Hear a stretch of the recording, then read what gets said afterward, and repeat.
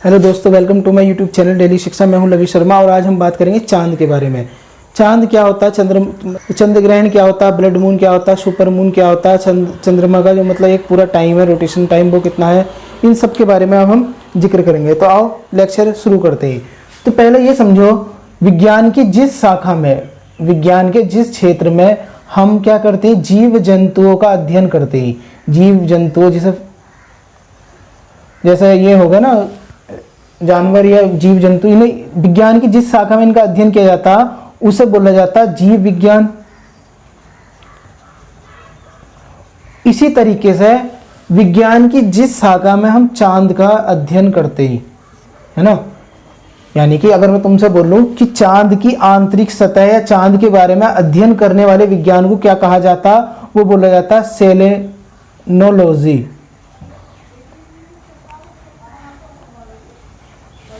इसी तरीके से अगर हम पूरे ब्रह्मांड की बात करें, पूरे यूनिवर्स की, तो विज्ञान की जिस शाखा में पूरे यूनिवर्स का अध्ययन किया जाता है उसे बोलते हैं कॉस्मोलॉजी। तो ये एक अलग से फैक्ट है। अगर तुम्हें पूरे ब्रह्मांड का अध्ययन करना है तो तुम्हें कॉस्मोलॉजी, जैसे तुम अभी क्या करते हो, हमें अगर वो चाहिए मतलब जंतुओं का अध्ययन करना तो हमें जीव विज्ञान लेना पड़ेगा, और हमें अगर चांद का अध्ययन करना तो हमें सेलोलॉजी वो लेना पड़ेगा, और ब्रह्मांड का अध्ययन करना तो हमें कॉस्मोलॉजी को पढ़ना पड़ेगा। ठीक है, तो ये फैक्ट याद रखना। तो दोस्तों बात करते हैं अब हम चंद्रमा के बारे में। मैंने कुछ फैक्ट तुम्हें बता दिए, अब इसके बारे में बात करते हैं। ये वही चांद है जिसे देख कर पूरी दुनिया में त्योहार फेस्टिवल मनाए जाते हैं मैक्सिमम, है ना। सभी जो धर्म है, जितने भी रिलीजन है, अधिकतर इस चांद को देखकर वे अपना फेस्टिवल सेलिब्रेट करते हैं। तो चांद क्या है, एक उपग्रह है। ब्रह्मांड के अंदर क्या है, इसकी कंडीशन एक उपग्रह है। पहले समझो ग्रह क्या होते हैं। ग्रह वे होते हैं जो सूरज का चक्कर, जो सूरज के चारों ओर घूमते हैं। ये क्या हो गया, सन। जो सूरज के चारों ओर परिक्रमा कर रहे हैं वे क्या है, वे सारे ग्रह, जिसे प्लानेट बोलते हैं, प्लानेट। और वे जो इन ग्रहों का चक्कर लगाते हैं, जो इन प्लानेट का चक्कर लगाते हैं, उन्हें बोला जाता है उपग्रह। समझ गए ना कंडीशन। जो सूरज का चक्कर लगा रहे हैं वो तो है ग्रह, और जो इन ग्रहों का चक्कर लगा रहे हैं वे क्या कहलाते हैं, वे कहलाते हैं उपग्रह। तो हमारी पृथ्वी का एकमात्र एक उपग्रह चक्कर लगाता है जिसे हम चांद बोलते हैं। और बतेरे सारे वे हैं, जैसे मैंने उस दिन बताया था तुम्हें, जुपिटर के 79 उपग्रह हैं, यानी कि उसका जो चक्कर लगाते हैं वे 79 उपग्रह चक्कर लगा रहे हैं उसका, बृहस्पति का। तो समझ लो वहां पे 79 चांद दिखते होंगे रात में।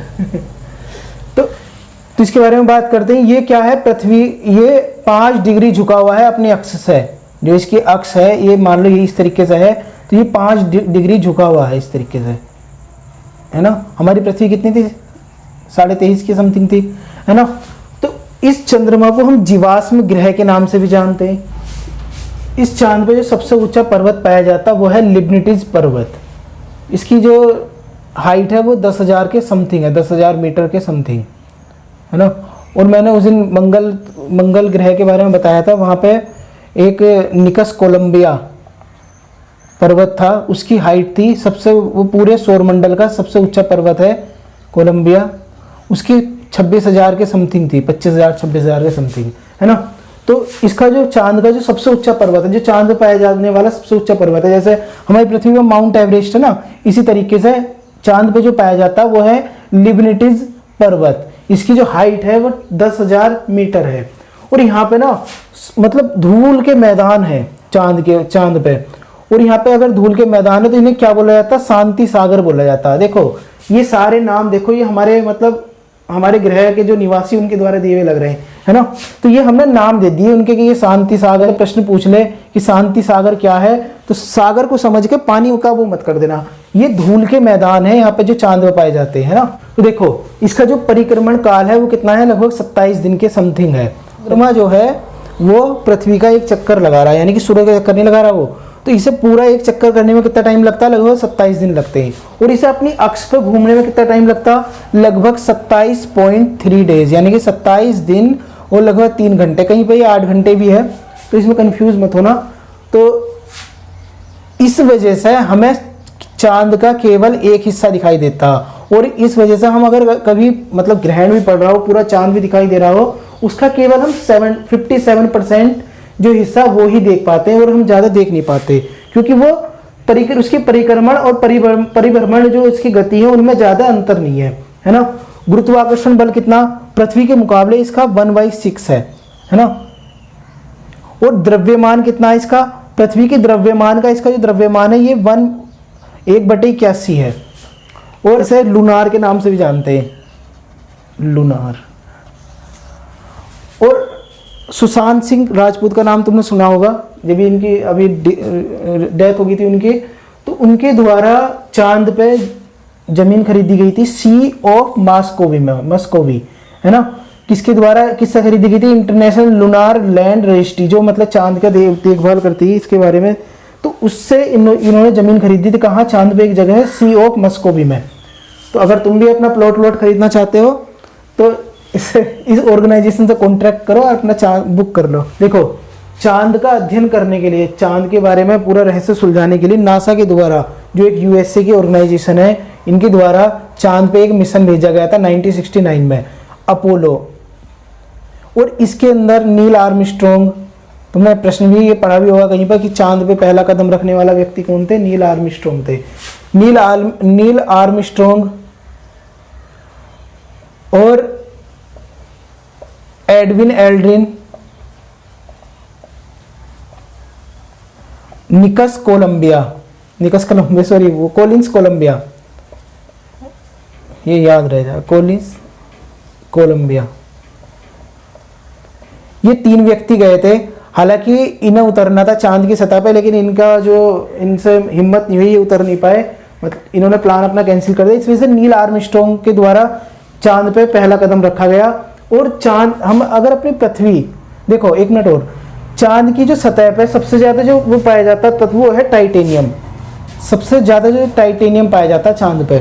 और पृथ्वी की, अब देखो, एक ये पृथ्वी है जिस धरती पर जहाँ पर हम खड़े हैं, इससे अगर हम 36,000 किलोमीटर की ऊंचाई पर जाएं और यहाँ पे किसी उपग्रह को छोड़ें, है ना, किसी वस्तु को अगर हम छोड़ दें तो वो खुद ही पृथ्वी का चक्कर लगाने लगती है गोल गोल, है ना।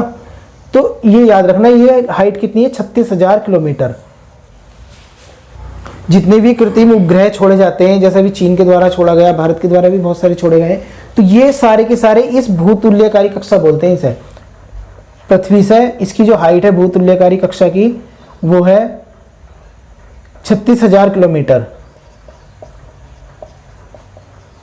और यहाँ पे छोड़ने पे, इस हाइट पे छोड़ने पे, पृथ्वी से लगभग इतनी ऊंचाई पे छोड़ने पे, ये खुद ही पृथ्वी का चक्कर लगाने लगते हैं। और पृथ्वी के, ये जो चांद है, चंद्रमा जो है, यहाँ पे वायुमंडल नहीं है।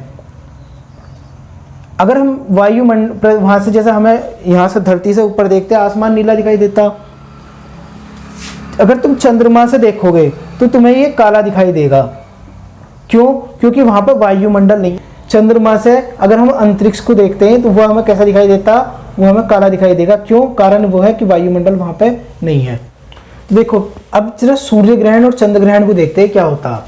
मैंने बताया पृथ्वी क्या करती है, जो सन का चक्कर लगा रही है ना, पृथ्वी सन का चक्कर लगा रही है, ऐसे उसके चारों तरफ घूम रही पृथ्वी।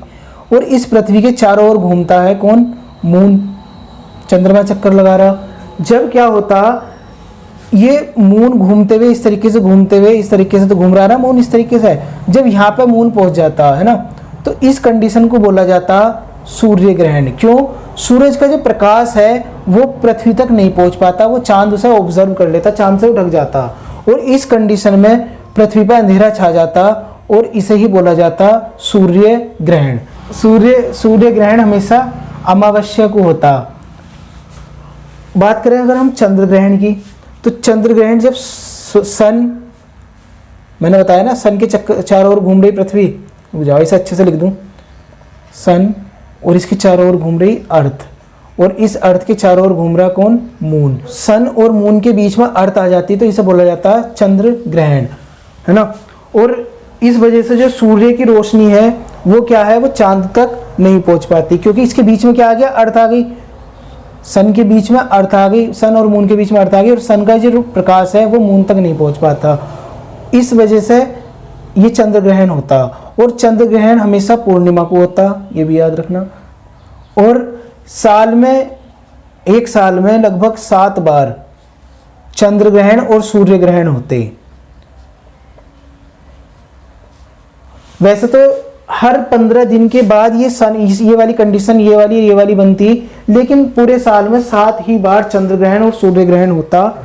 चंद्रमा और पृथ्वी के बीच की जो दूरी है वो है 3,84,365 किलोमीटर, ये इसकी इन दोनों के बीच की दूरी है। जब अभी ये मैंने अर्थ बताई और ये इसका चक्कर लगा रहा मून, जब अर्थ घूमते हुए पृथ्वी के सबसे ज्यादा निकट आ जाता तो इस कंडीशन को बोलते हैं हम सुपर मून। क्यों? क्योंकि इसमें ये ज्यादा चमकता, लगभग 14% ही ज्यादा चमकने लगता और 30% ये अधिकतर चमकीला हो जाता है ना, इसकी जो शाइनिंग है वो बढ़ जाती। तो इस वजह से इसे सुपर मून बोला जाता। देखो ब्लू मून किसे बोला जाता, अब हम बात करेंगे ब्लू मून के बारे में। एक महीने में जब 2 पूर्णिमा पड़ती और उनका जो अंतराल होता वो 31 दिन से कम होता, यानी कि 1 महीने से भी कम होता है ना, तो उस कंडीशन को हम ब्लू मून बोलते हैं। मैं तुमसे 2012 की बात करूं तो वो हुआ ये था कि 2 अगस्त और 31 अगस्त 2 अगस्त और 31 अगस्त को क्या हुआ था, पूर्णिमा बैठी थी और इस वजह से इनका अंतराल क्या है, 31 दिन से कम है। तो जो बाद वाला होता है इसे क्या बोला जाता है, ब्लू मून बोला जाता है। पहले वाले को नहीं, बाद वाली कंडीशन को ब्लू मून बोलते हैं। और ऐसा हर 2-3 साल बाद ऐसी कंडीशन बनती ब्लू मून वाली। तो दोस्तों चांद के बारे में तुम्हें कैसी ये जानकारी कैसी लगी, लाइक और कमेंट करके बता सकते हो। और अगर तुम्हें इसके बारे में कुछ डाउट हो तो वो भी कमेंट करके तुम हमसे मालूम कर सकते हो। कमेंट करके बताना जरूर कि वीडियो कैसे लगी, पसंद आती है तो लाइक जरूर करना। जय हिंद।